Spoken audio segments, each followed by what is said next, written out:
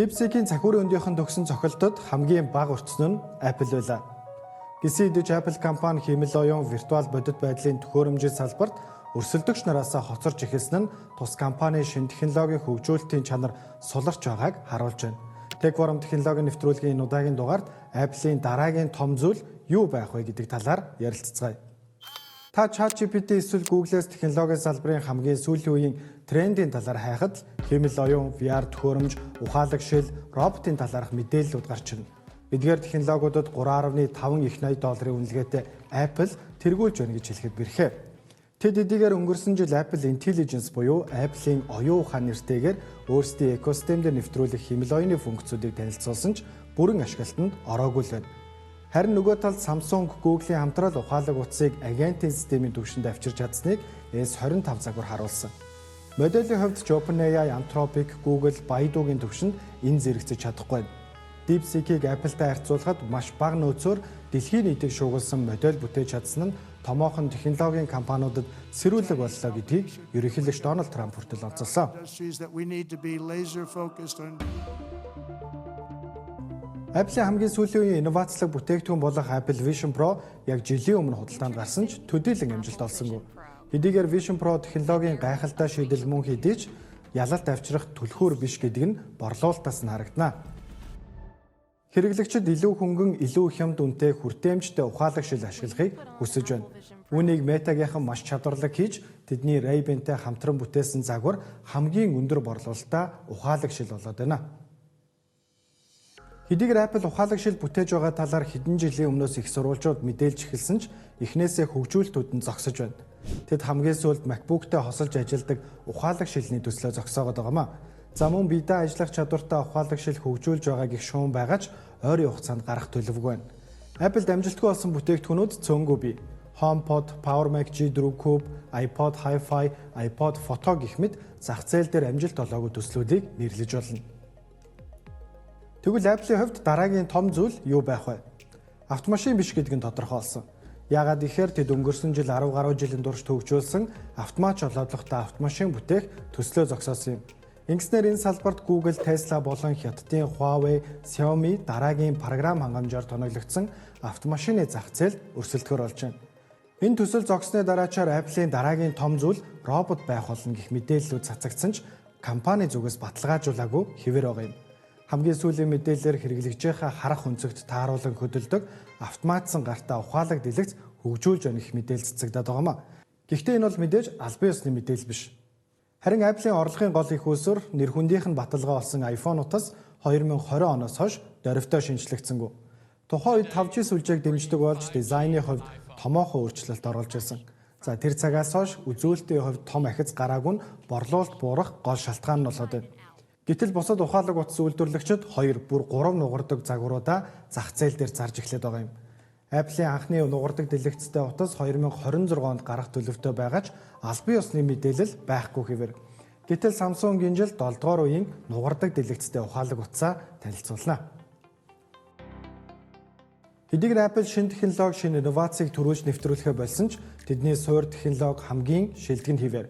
Чипний технологи хөгжүүлэгч Apple Silicon нэгжин тэдэнд бусад тоглогчдод байхгүй өөрсдийн програм хангамжаа хамгийн үр бүтээмжтэйгээр ашиглах нөхцөлийг бүрдүүлж байна.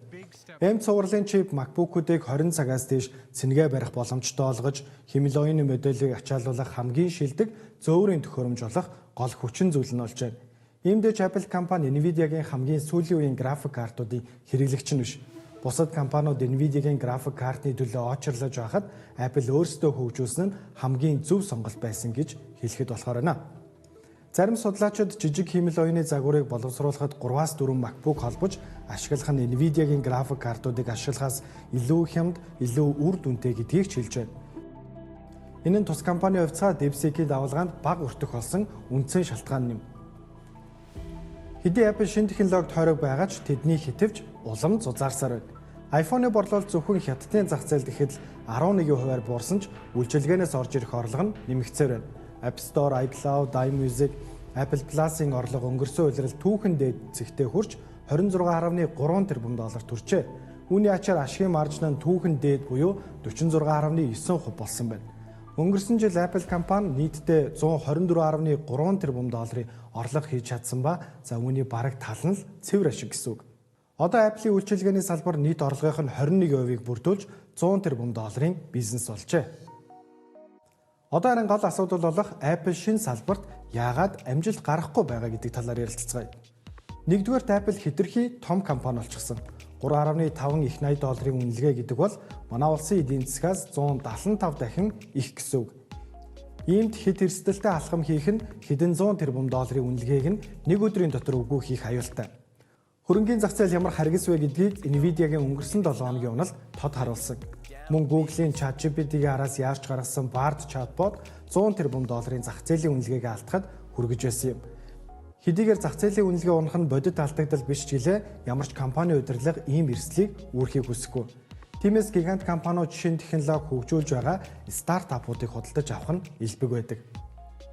Ирээдүйн хэмэл оюунтай салшгүй холбоотой мэд яригдж байгаа энэ үед Apple-ийн AI хөгжүүлэлтийн багийг aimless буюу зориггүй гэж шогддог юм. Энэ нь үнний ч ортой. Apple-ийн Genmoji буюу хэмэл оюунаар бүтээлгэх эможи гоё санагдах боловч өрсөлдөгчд нь бодит мэд бичлэг бүтээх төвшөнд ирчгээд байна. Siri-г хэмэл оюуны тусламжтайгаар илүү дэвшилтэд ухаалаг болгоно гэж танилцуулсан ч гадна тал нь өөрчлөгдснөөс өөр том дэвшил харагдсангүй. Бүр цаашлаад Siri буруу тохиолдолд идэвшдэг гэдгийг шүүхээр баталгаажиж 90 сая доллараар торгуулаад амжсан. Үүнээс гадна iPhone дээрх хэмэл оюуны тусламжтайгаар текст засварлах функц хэд их алдаа гаргаж байсан учраас буцаагаад идэвхгүй болгож байна. Apple-ийн хэмэл оюуны нэгжийг Google-ийн хуучин инженер John Jain Andrei удирдах байгаа. 2018 онд Apple нэгдсэн тэрээр гүйцэтгэх захирал Tim Cook-ийн шууд удирдлагад байдаг 16 хүний нэг. Зарим их сурвалжуудын мэдээлж байгаагаар автомашины төслийг зогсооход хамгийн их нөлөөсөн хүн ч гэж яригдж байгаа. Түүний өдий хүртэл хийсэн хэмэл оюуны хөгжүүлэлт Apple-ийн нэр хүндийг доош татаж байна гэж хэлэхэд болно. Тиймээс түүнд Vision Pro төслийн багийн менежер Kim Vorod туслахаар томилогдсон нь итгэл төрүүлж байна гэж хэвлэлүүд өчөж байна. Apple экосистемийн давуу талаа ашиглан хэмэл оюуныг хамгийн сайн хувилбараар нь нэвтрүүлэх бүрэн боломжтой. Гэхдээ хоцрохгүй байх нь чухал. Харин VR, AR, MR буюу зүүдэг төхөөрөмжийн зах зээлд илүү хямд, илүү хөнгөн бүтээгдэхүүнийг хэрэглэгчдэд санал болгох хэрэгтэй. Энэ жил Vision Pro-гийн илүү хямд хувилбарыг танилцуулах магадлалтай байгаа. Гэхдээ батарейгаа төхөөрөмжний дотор нь суйрлуулах эсвэл илүү багтаамж өндөртөөгөөр солих хэрэгтэй. Энэ үртэл Apple-ийн шинэ технологи нэвтрүүлэх удаашрал, бүтэлгүйтгэлийн талаар ярилцлаа. Одоо харин шинээр нэвтрүүлэх гэж байгаа зүйлсийн талаар ярилцгаая. Өнгөрсөн 7 хоногт iOS 18.1 3 дугаар үеийн шинжилэлт гинтийн бэлэгтэйгээр нээлттэй. Тодорхойлбол iPhone-уудаас Starlink-ийн интернетийн сүлжээтэй холбогддог болох гэж байна. Их сурвалжуудын мэдээлж байгаагаар Apple компани өрөө албаны T-Mobile болон Starlink-ийг эзэмшдэг SpaceX-тэй хамтран iPhone-ыг хэмэл дагуулын сүлжээтэй холбох төсөл дээр нууцаар ажиллаж байна. T-Mobile аль хэдийн туршилтын үйлчилгээнд хамрагдах сонирхолтой хэрэглэгчдийн хүсэлтийг аваад эхэлсэн байна. За туршилтанд хамрагдаж байгаа хүмүүсийн iPhone хэмэл дагуулын үйлчилгээг удирдах гэсэн шин тохиргоо нэмэгдсэн байна. Энэ талаар Elon Musk-ийг судалснаа дуу, подкаст, дундаж нэр ташилтай зургийг хүртэл унших боломжтой гэж бичсэн байна. Зарим Apple-ийн зүгээс уг хөгжүүлэлтийн талаар албан ёсны мэдээлэл өгөхөөс татгалзжээ. За Apple компани 2022 онд Global Star компанитай хамтран хэмэл дагуулын сүлжээг iPhone-д нэвтрүүлж байсан. Үүнээс хойш Apple өөр бусад сүлжээг дэмжих үү гэх асуулт үүсээд байсан юм. Тухайд Elon Musk-ийг судалснаа Apple компанитай Starlink-ийн холболтын талаар найдвар төрүүлсэн яриа хэлцэл хийсэн гэж бичиж байжээ. За Starlink-ийн эхний хувилбар зөвхөн мессеж өчгөд зориулагдсан байх ч SpaceX болон T-Mobile компаниуд цаашид өгөгдөл дамжуулах, дуудлага хийх үйлчилгээг хөгжүүлэхээр төлөвлөж байна.